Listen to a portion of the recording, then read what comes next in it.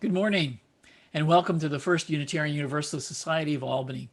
My name is the Reverend Sam Trumbore. Before we begin, please check to make sure your microphone is muted.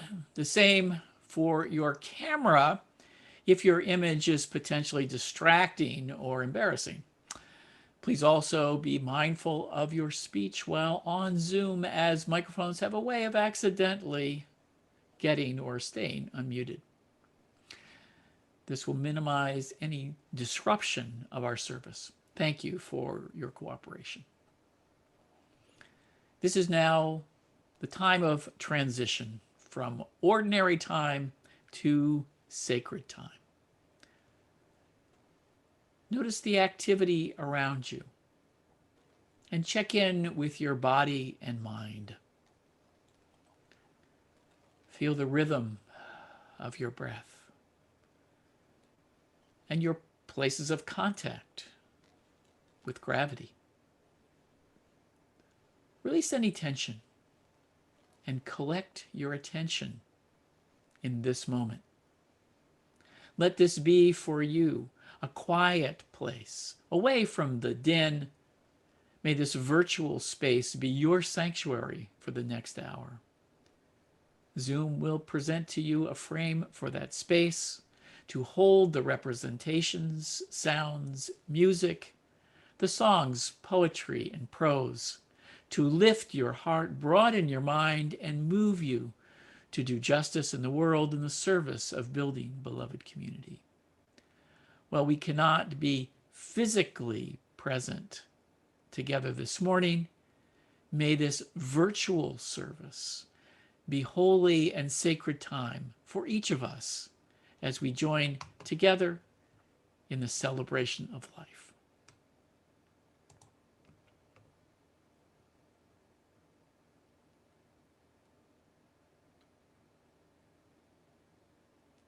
Let us enjoy this prelude, Lean on Me, by Bill. Light our chalice this morning with the words you'll see on the screen.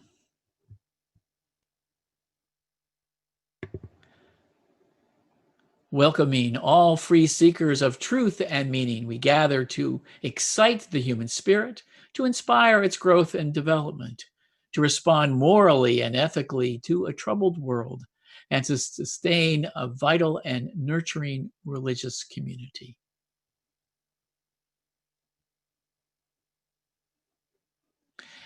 And let us sing a favorite of our congregations, Gather the Spirit, by Jim Scott, and Randy and Chris will lead us in that song together.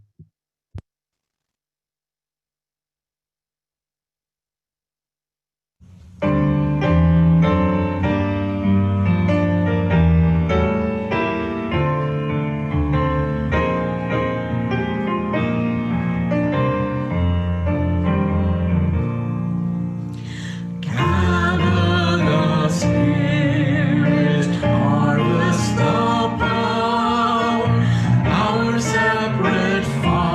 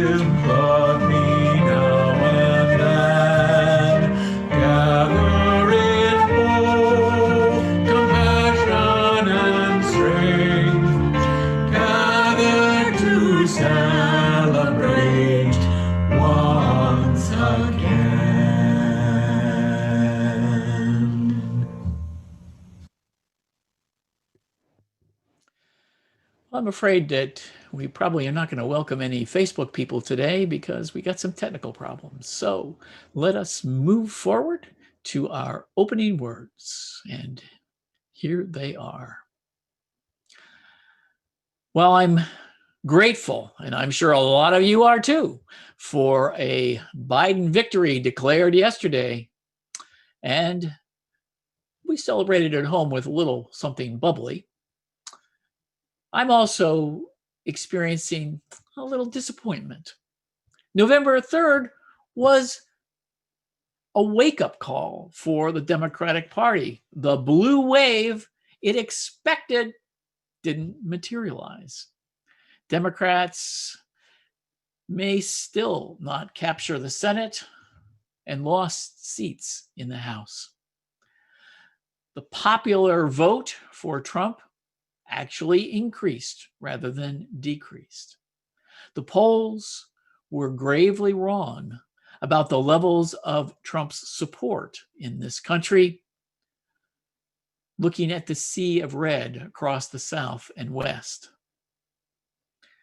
Actually, this isn't too much different of a surprise, given that the electorate really hasn't moved that much over the last 20 years.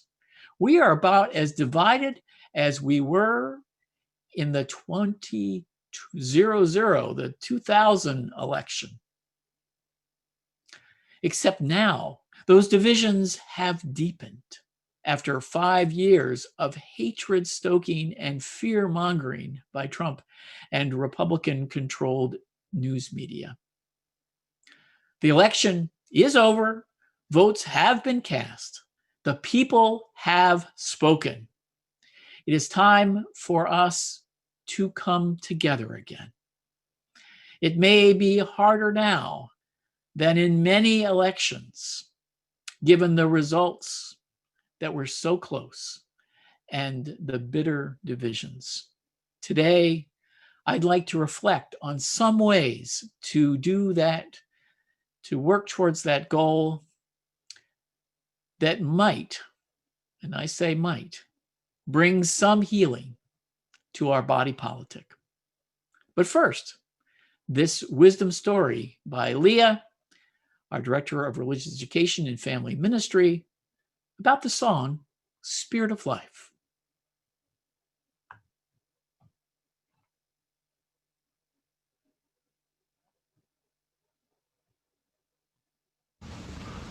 Our story this morning comes from our Unitarian Universalist Tapestry of Faith curriculum, and it's about writing the song Spirit of Life. In our story basket, we have a gray cloth. A gray cloth because this is a time and a place where things were feeling pretty glum. It's a town, a little town with houses and a college. It was back in the 1980s, and two Unitarian Universalists, Carolyn McDade and her friend Pat, were driving home from a Unitarian Universalist meeting that was held at the college. And it was one of those meetings. It was about doing social justice work that was important, but there was a lot to think about and a lot to feel that night. And everyone knew there was going to be a lot of work to do afterwards. When the friends got to Pat's house, Carolyn told her, "Pat, I feel like an old, dried up piece of cardboard laying in an attic. All Annie would have to do right now is open the door, and I would turn into dust." Pat asked her friend if she didn't want to come in and sit down for a while. And Carolyn said she wasn't sad for her Unitarian Universalist faith. She was just feeling all the hurt and woes of the world. And the two sat together for a while. And then Carolyn began to feel the love that her friend had for her. And in a bit, the two said goodbye. And Carolyn went to her own house. And there she walked through the dark and found her piano. And she sat down at it and began to pray. May I not drop out, she prayed. May I not give up. And then she knew more than anything else that she wanted to continue in the Unitarian Universalist movement. And that night she wrote the hymn, Spirit of Life. Well, the song that had started as a prayer spread throughout her friends, and it was sung at marches and in hospitals whenever anyone needed strength. And it spread so much that the Unitarian Universalist Association included it in their 1990 edition of Singing the Living Tradition. You can find it. It is number 123. Spirit of Life. And then the song became so popular because it spread from one congregation and other congregations picked up on it. Many of them sang this song every Sunday as part of their religious gatherings. And so it was that Spirit of Life that began as a prayer by one woman with no intention of it becoming a hymn. It became part of our Unitarian Universalist movement. And now when we sing it, we can remember when she wrote the lines, roots hold us close. We can be grounded in our Unitarian Universalist values. And we can remember the prayerfulness that started this hymn when she writes, wings set us free. Because all of us can spread our wings in our congregations and in the larger world. And that's the end of the story.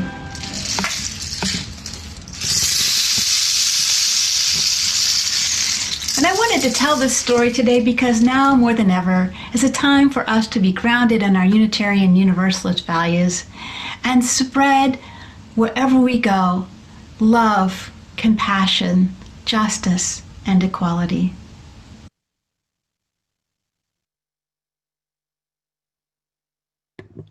And let us take those words from the story into a meditation that begins with Spirit of Life. Let us turn inward for these words based on a prayer by Teilhard de Chardin. Abide in the slow, evolving work of the Spirit of Life. We are quite naturally impatient in everything, running to reach the end without delay, wanting to skip the intermediate stages, impatient of being on the way to something unknown, something new. And yet, it is the law of progress that requires passing through some stages of instability, which may take a while. And so, be calm. Allow ideas to mature in their own time. Let them shape themselves without undue haste.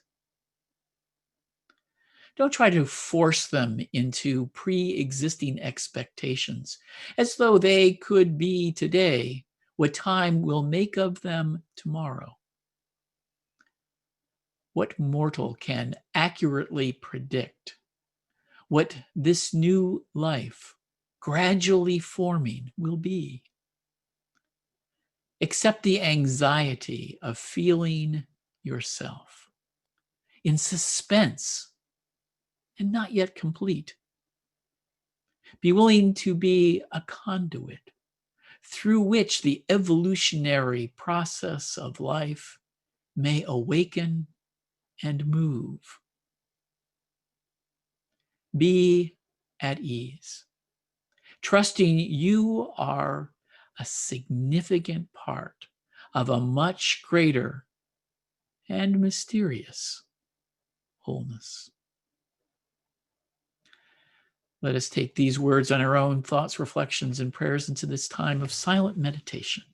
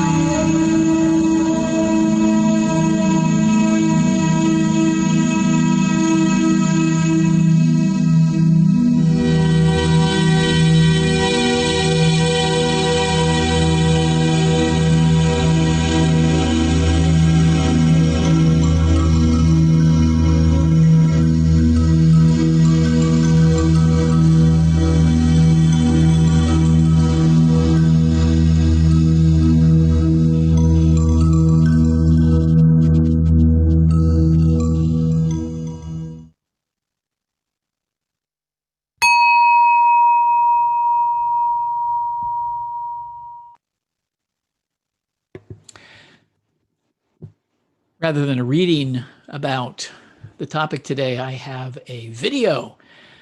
Steve McIntosh will present a theory of developmental politics in 5 minutes. See if you can capture the spirit of what he's got to present in that time.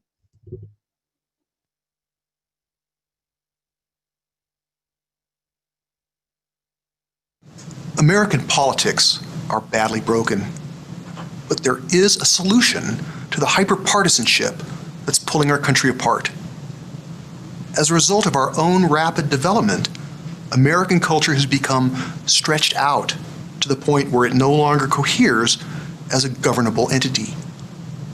Political centrism, however, is not a viable solution because hyperpolarization is more of a cultural problem than a political one. To repair our broken politics, we need to increase our collective cultural intelligence. Cultural intelligence sees through to the bedrock values where our current conflicts lie. And once we see America's conflicting bedrock values more clearly, we could begin to recognize how these seemingly incompatible values can actually work together. To see American culture accurately, we have to recognize the basic units of culture, which are worldviews. Worldviews are coherent sets of values that persist across multiple generations. These large-scale value systems frame reality and provide identity.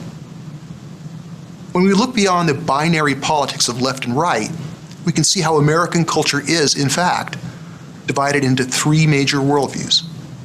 The mainstream worldview of modernity, the socially conservative traditional worldview, and the progressive postmodern worldview, which has emerged over the last 50 years. Each of these major worldviews includes positive values that our society needs, as well as negative pathologies we must overcome. From within the perspective of each of these worldviews, the others appear wrong-headed. Each worldview sees the other worldview's negatives, but they don't see the intrinsic good that the other worldviews are trying to achieve. Yet when we use cultural intelligence to view all 3 worldviews from outside and above, we we can begin to recognize their mutual interdependence. Cultural intelligence starts by distinguishing each worldview's upsides from its downsides. To see how this works, let's start with a worldview of modernity. Modernist values include individual liberty, human rights, rule of law, economic and scientific progress, and personal achievement and prosperity. These liberal values are the backbone of our society. But besides these positive values, modernity has also brought negatives, such as environmental degradation, economic inequality, and nuclear weapons. Modernity's negatives cause some to reject it, but this important worldview can be built on and improved. The traditional worldview also has positives and negatives. Traditional values include loyalty to family and country, duty and honor, and the sacrifice of self-interest for the greater good. Traditional values like these represent our cultural heritage.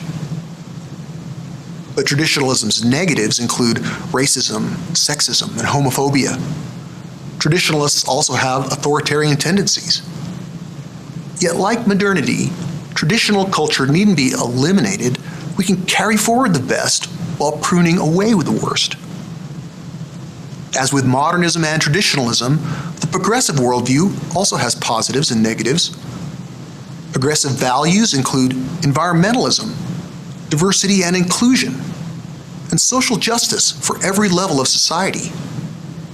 Progressive values provide a new level of care that can help us become a more moral society. Progressive negatives, however, include anti-modernism, reverse patriotism, divisive identity politics, self-righteous scolding, and tyrannical demands for immediate reform. The newly emerging perspective of cultural intelligence is post-progressive because while it affirms progressive values, it also recognizes the legitimacy and ongoing necessity of modernist values and traditional values as well. Cultural intelligence can see how each worldview's values are an integral part of America's overall cultural ecosystem. And like a biological ecosystem, these different parts of our cultural ecosystem are interdependent. The aha moment of cultural intelligence comes when we see how all these values are needed not only by our larger society, but by each of us personally. And as we come to appreciate and affirm the entire spectrum of positive values, we literally raise our own consciousness. Using cultural intelligence does not change the values we hold dear. It strengthens our values and increases our ability to be energized by the motivating power of a wider range of positive values.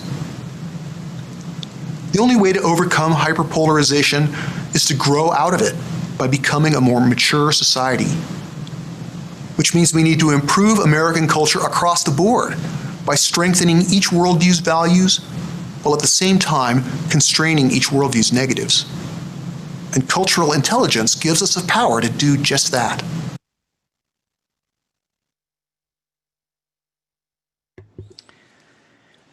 And I will expand on that now. Many of us thought that the 2016 Trump voters would repudiate Trump's authoritarian approach, his compulsive habit of lying, disrespect, deception, and cruelty. They didn't. They overlooked those flaws because Trump continues to speak their truths. I remember hearing a podcast that captured that sentiment so well. An Eastern Pennsylvanian Democrat turned Trump supporter who said, "He says out loud what I'm already thinking." Trump is a cipher for so many of his supporters that liberals completely miss. Not only does he say what they are thinking, he shouts it and declares it as if obviously true and not in need of any evidence. It seems odd that someone from New York City, the epicenter of what rural America might say is wrong with this country, could be their champion. Somehow Trump identified his core constituency, converted a fan base into devoted supporters, and has been faithful to them ever since. And they continue to respond enthusiastically to him. Who are these core Trump supporters? You know them. Rural and Rust Belt communities left behind by globalization and international trade deals, resentful Southerners still fighting the Civil War and striving to keep the Negroes in their place, evangelical Christians fighting for their belief we are a Christian nation and against the decline in the traditional family and biblically dictated moral values. Xenophobes resisting invading hordes of immigrants who want the few American jobs that are left and consume taxpayer-funded social services they don't deserve. Libertarian internet trolls armed with the Second Amendment, resisting big government and the deep state and endless foreign wars. Uncritical nationalists who promote my country, right or wrong. These are folks with whom Unitarian Universalists might have a difficult time connecting, given the sharp contrast with our core values. We believe in world community, not isolationism. Many of us enjoy the fruits of technological innovation at an affordable price. How many of us have foreign-made technology in our pockets or are using it right now to watch me speak? We reject nationalistic Christian exceptionalism. We have broad, inclusive views of relationships, families, and women's reproductive rights. We value immigrants, especially ones escaping oppression and refugees joining us after fighting for democracy around the world. Many of us value government as a critical support for a good society. We are critical of abuses of power by our nation around the world to exploit people and the environment. What we may overlook in this identification of major differences, however, is the recognition of common values. I could sit down across from anyone in our congregation and find many common values. I could also sit down and seek out and find some critical differences as well, differences that point to value conflicts. This is why I'm bringing the work of Steve McIntosh to you this morning. He is an integral thinker. Some of you may remember my interest in the philosopher Ken Wilber and his all quadrants, all levels evolutionary approach to existence, his theory of everything. I hesitate to say very much about his theory, his integral theories, because they're rather complicated. Let me give you a taste from a sermon that I gave in October of 2007. Wilber's key breakthrough in his book, Sex, Ecology, Spirituality, published in 1995, was noticing everything that exists has two qualities. It exhibits partness, and it also exhibits wholeness. A wholeness that includes the parts and also transcends the parts. Think of a chair. It is constructed of parts, fibers of wood, cloth, and steel. When brought together, create a whole that has properties none of the parts have. If the chair were shredded into sawdust and fuzz, we couldn't sit on it. But when those parts come together in an ordered way, they develop a wholeness that has the emergent property of chairness. Think of our congregation. Individuals develop their own sense of truth and meaning here. We have no creeds or dogma that define our beliefs. Yet each Unitarian Universalist congregation develops an identity that has much in common with all the other Unitarian Universalist congregations. This identity transcends any individual beliefs, but also manages to include them. First-time attendees at our yearly annual meeting called General Assembly are often impressed by how affirmed they feel by being with Unitarian Universalists from all over the country and all over the world. There's plenty of diversity, as attending a selection of the workshops would attest, but the message of the General Assembly is powerfully unifying and transcends any individual point of view. This aggregation of parts into wholes and wholes that become parts of greater wholes exhibits emergent properties when the right amount of energy is added to the system. Too little energy, nothing happens. Too much energy, it flies apart. With just the right amount, atoms organize into molecules, molecules into membranes, membranes into cells, cells into organisms. As larger groups of people congregate together, they develop from families to tribes, from tribes to settled villages, from villages to empires, from empires to nation states, and now we are in the processes of evolving from states into a planetary state, a planetary community. McIntosh takes this evolutionary integral model and applies it to our current political situation in what he calls developmental politics.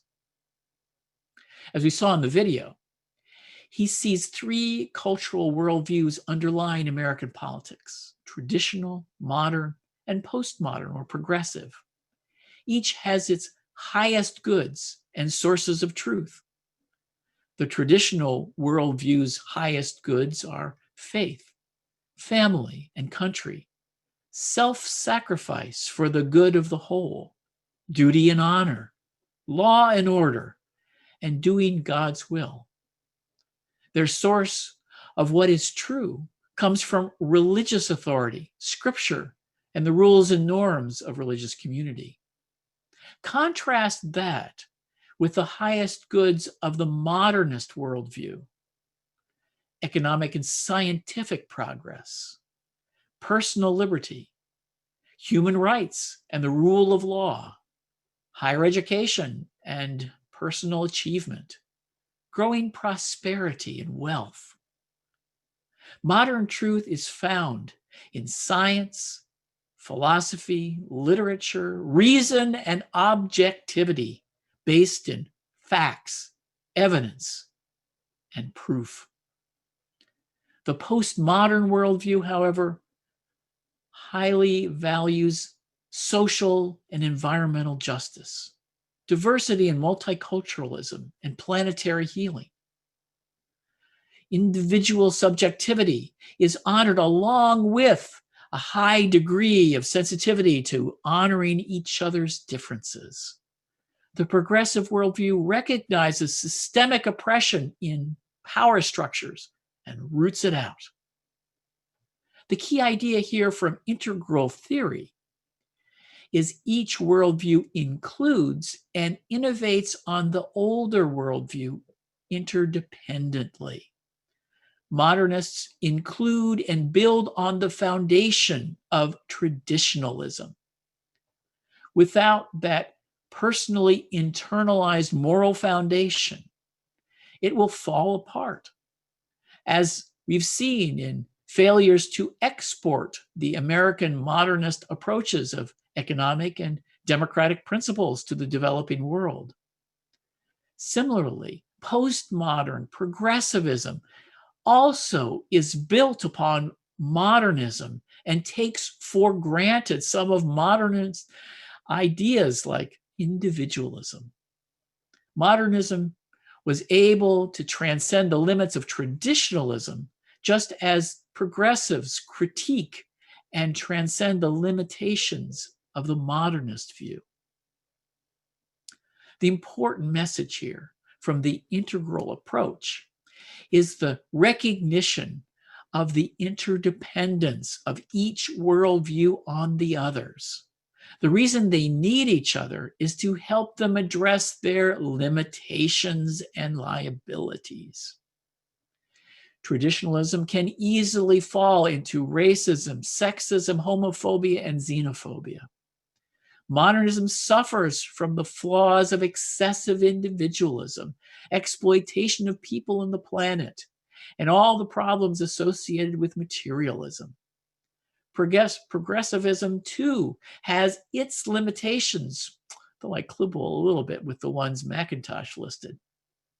Progressivism depends on a unifying moral foundation that traditionalism celebrates, and modern individualism that is assumed for individual gender expression and sexual orientation.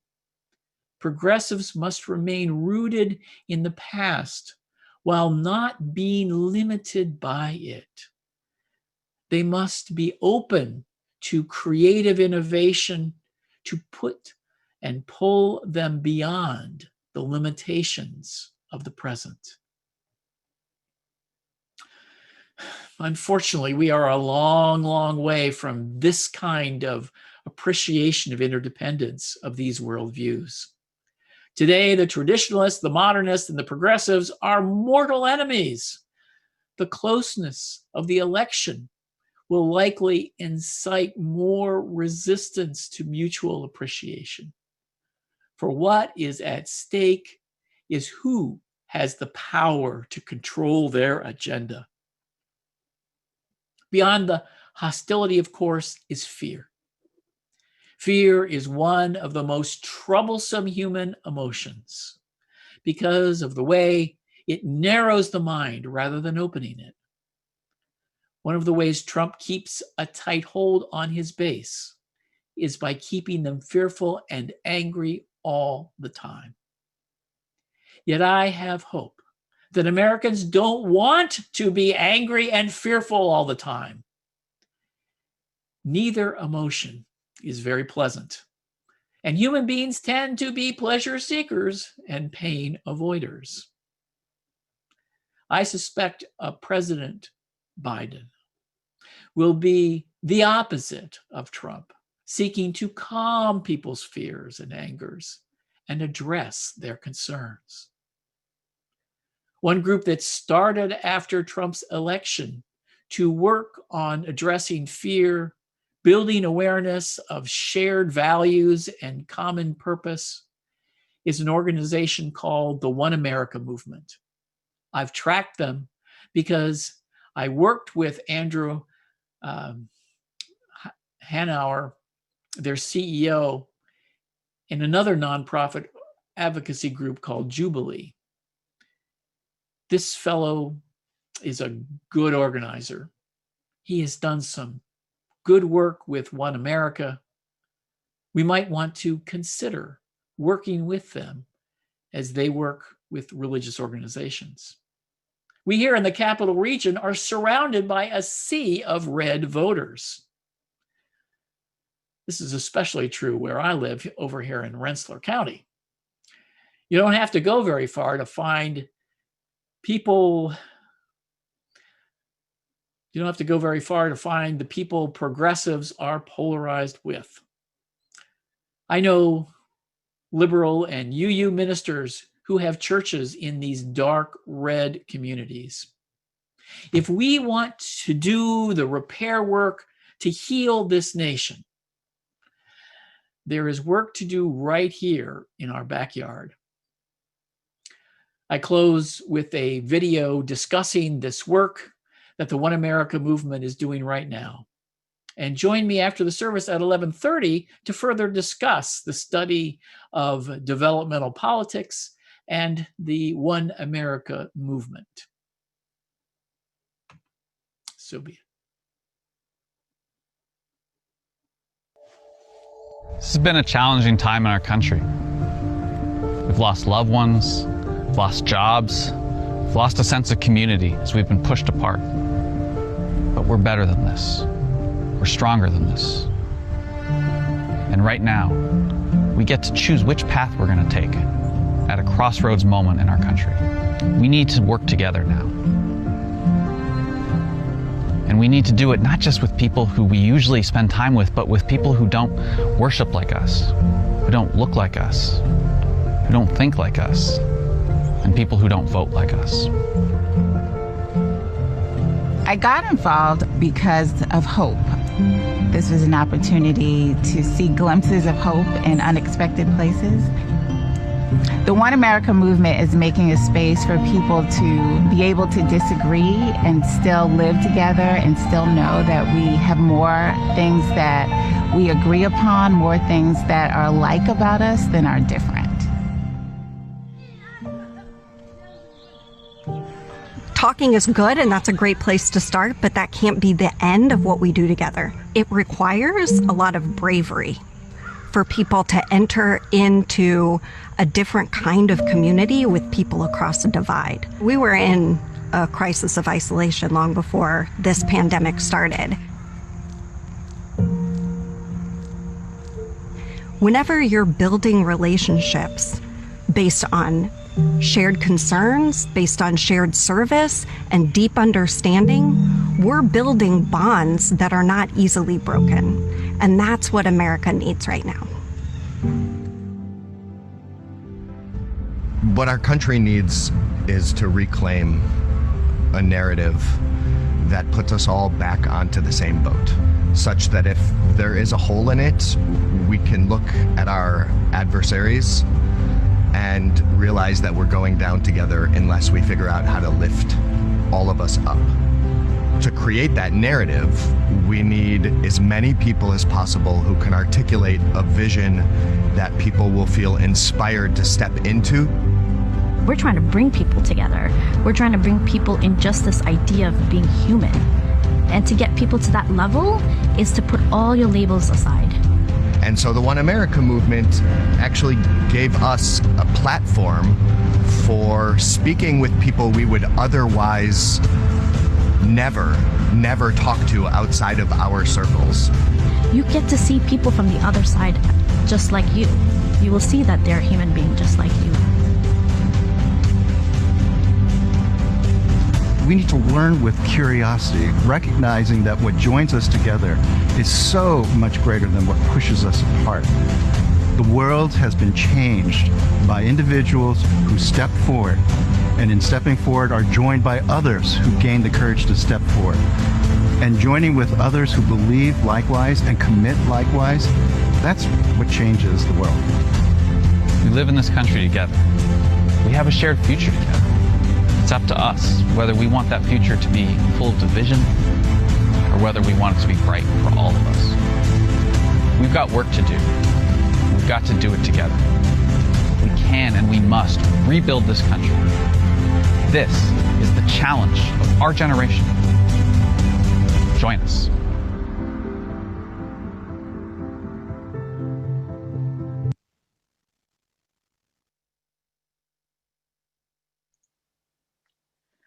An important way we celebrate life each Sunday is by offering an opportunity to practice generosity. Members and friends support our congregation with an annual pledge paid throughout the year. Another way to support the good work of this congregation is by making a generous contribution via one of the options shown on this slide. You can click on the tiny URL link in the chat window to contribute, or you can send a text to the number shown on the screen. The examples on the slide show how to label your text to indicate the amount and the purpose or intent of your gift.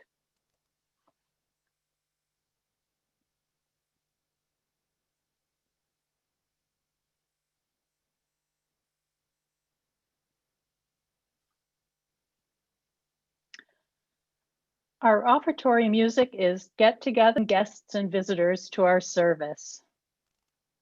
If you are a guest or visitor and would like to tell us who you are and where you're from, you can click on the blue raise hand symbol in the participant window. Our technician will unmute you and invite you to speak. You may also, or instead, click on the visitor link you'll find now in the chat window.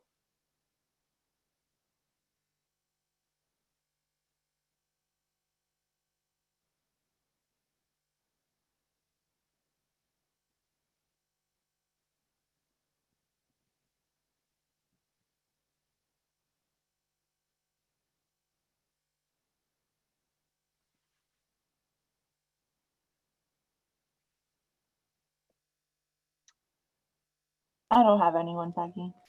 Okay, thank you, Sapphire. Welcome to all who have joined us today.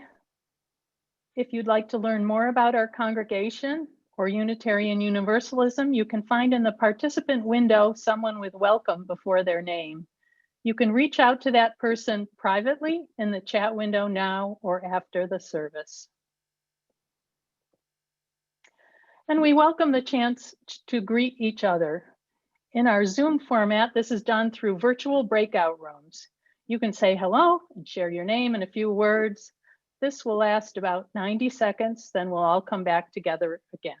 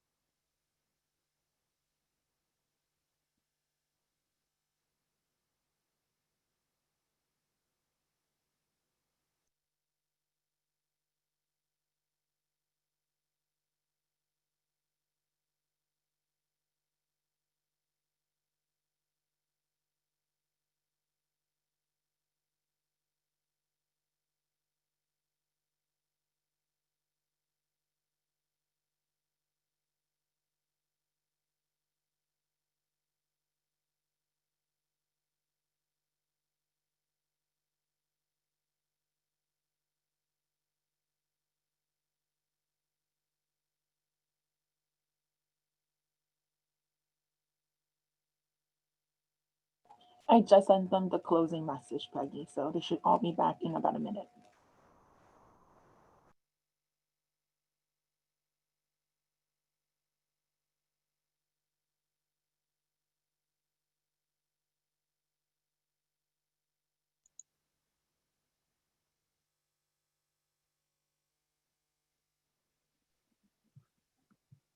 I think Chuck's going to pick up after everybody comes back. I'm ready.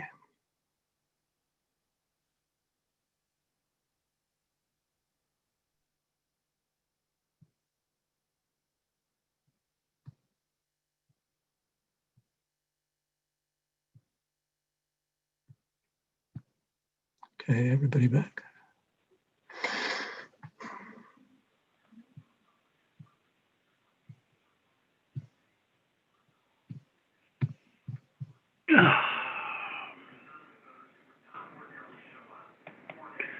So it's not coordinated.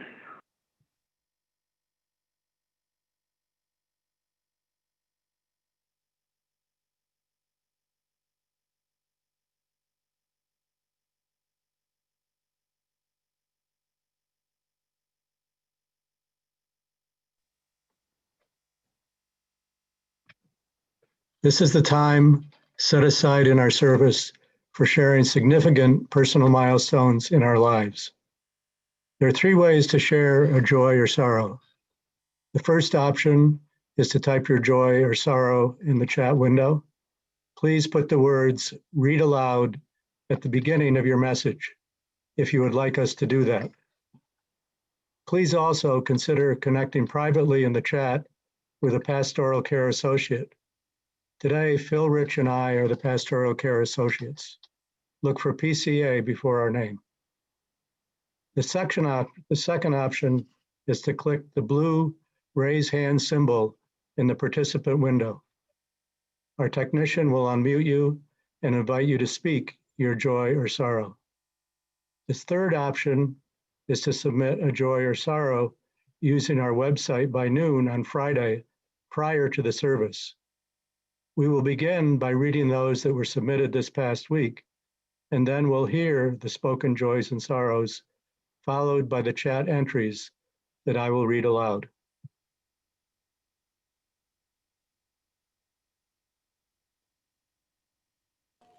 Chuck, I have none submitted from the week, just so you know. Okay. I have one that was submitted to me. Michael Hornsby submitted that Joseph Lemond Jr. died of a heart attack on October 27, 2020. He often attended services in the men's group here at Albany UU, and I would add that 3 of us from the men's group attended his very meaningful funeral last Saturday. Look, anyone raised hands now? I have Karen DeWillers.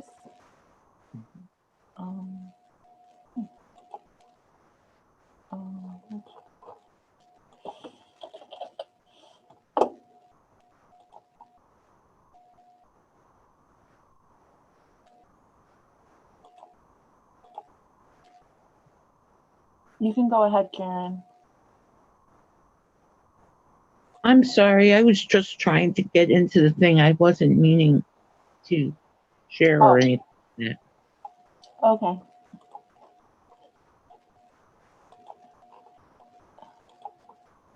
Jay Holly. Good morning. Today is a special day for me. I am celebrating my 29th birthday for the 29th time. And got the best birthday present I could have hoped for this year, which is that we still have a functioning democracy. So really great to be celebrating my birthday, still able to be with all of you and celebrate as we move forward. We have a lot of work to do going forward, but I'm confident in our ability to do the work. So thank you everybody who got out there and voted and worked polls and drove to Pennsylvania to encourage voters and did all that you did to really take part in democracy, which, as I've been saying a lot lately, democracy is not a spectator sport. So thank you for getting in there and playing the game. Thank you, Jay. Jan. Hi, everyone.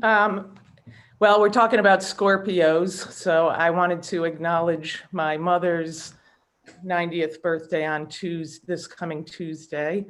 And I was thinking a little bit about, for those of you who don't know Martha, it's Martha Schroeder. She's been a pillar of the community, literally now that she's helped raise our pillars.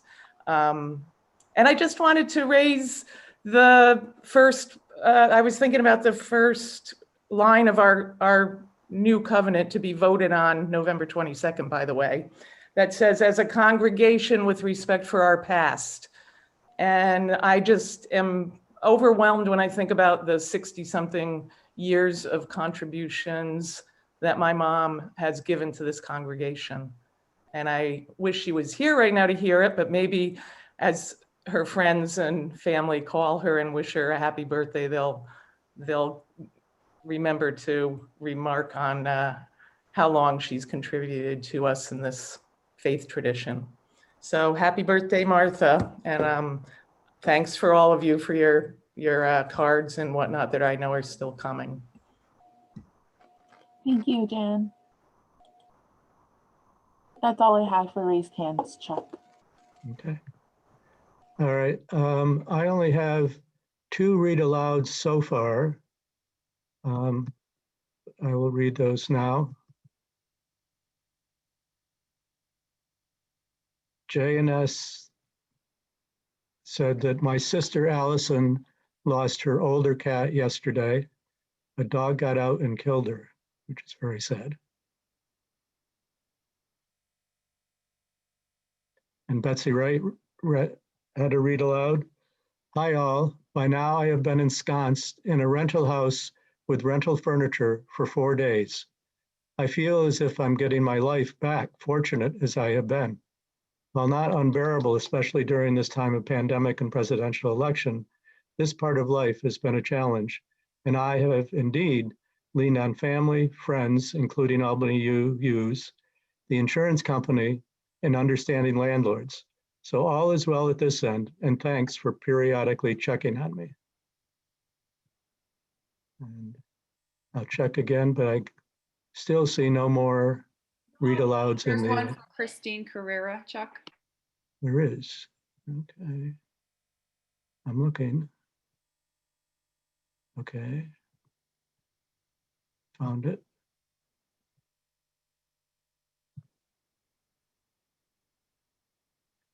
Please send positive thoughts and prayers for my dad, Ben Fromgen, 90, who will be moving from my sister's house to an assisted living facility early next week, hoping he will thrive there.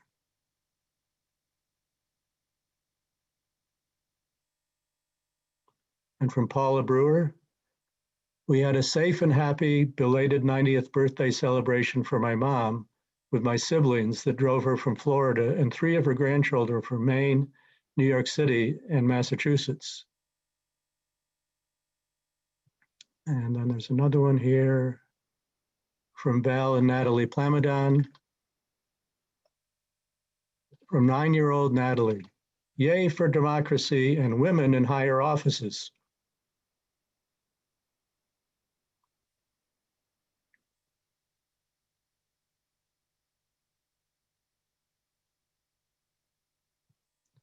Okay, I think that's it.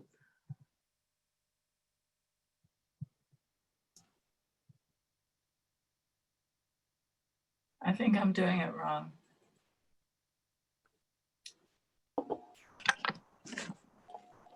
That's all I have as well.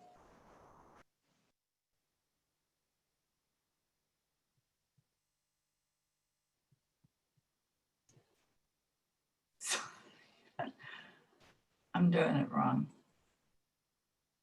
Just mute my. All right. For all the joys and sorrows that have been left unspoken, let us hold all that we've heard and felt in our hearts. And I have a prayer of affirmation on the theme of the day. Let us turn inward for these words. Let us give thanks today that democracy has survived a test. A demagogue has been exposed, and the majority of people have sent a message at the ballot box. The majority do not want this form of leadership. The record-breaking numbers of people want their vote counted. They believe in our system of voting. They have made their decision for November 3rd, 2020. Let us give thanks this day there was almost no violence at polling places.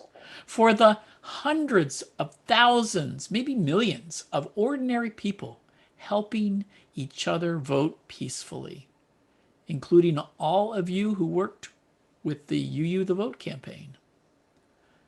These votes were counted honestly and reliably. All the absentee ballots got counted. All the provisional votes were checked. Our voting system works, and for the most part, worked well. Let us hold out hope for a new day in America, a day when we don't have to deal with a barrage of obnoxious presidential tweets on a daily basis. Dignity will be restored to the Oval Office.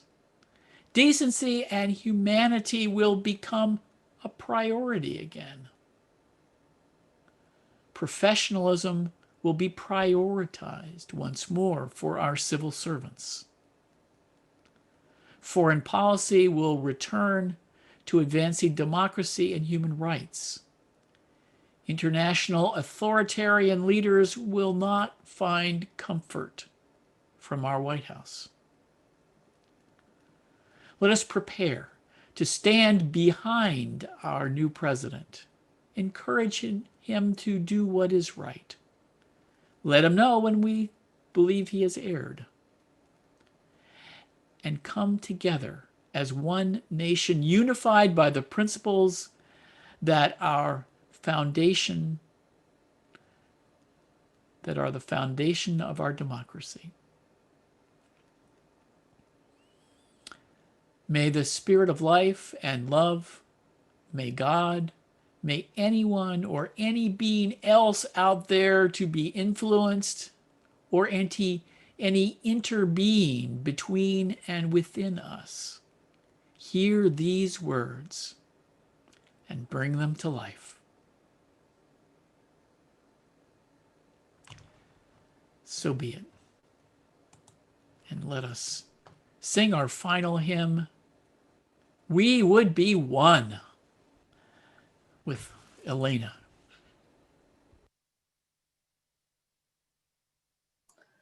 As we extinguish the chalice, please join in the words shown on the screen.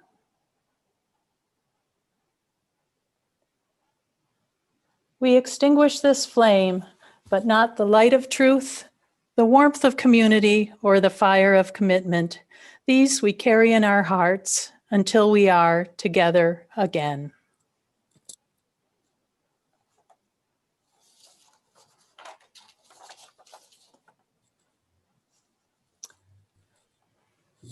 And for our closing words, we have an excerpt from Richard Blanco's poem, Declaration of Interdependence.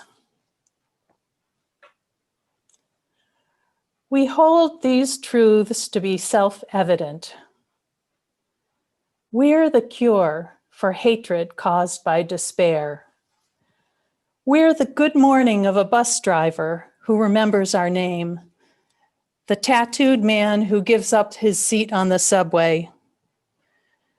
We're every door held open with a smile when we look into each other's eyes the way we behold the moon. We're the moon. We're the promise of one people, one breath, declaring to one another, I see you, I need you, I am you.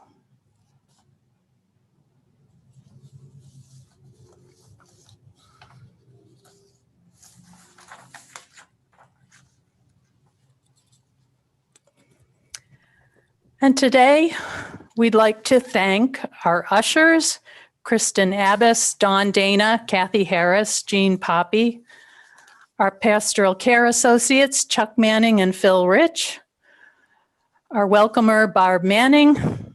I'm your service associate, our musicians, Elena Karpoff, Randy Rosette, and Chris Jensen.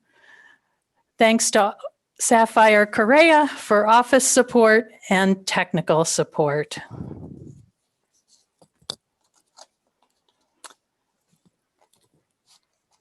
And we have several announcements in addition to those on your screen. We have a special announcement from our